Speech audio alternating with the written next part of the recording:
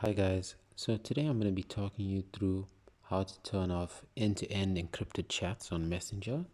So first you're going to open up Messenger, click on menu, then you're going to go on to settings, and then you're going to go on to privacy and safety.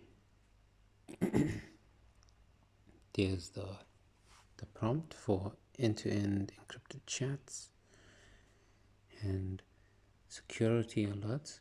For some people your app comes in off, so that's good for some people, but it's good to know over here you can turn them off.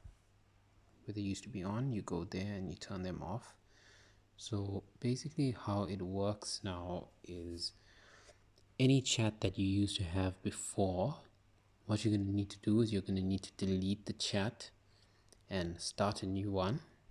And when you start the new chat, it's gonna work with the applied settings. So yeah, that's basically it.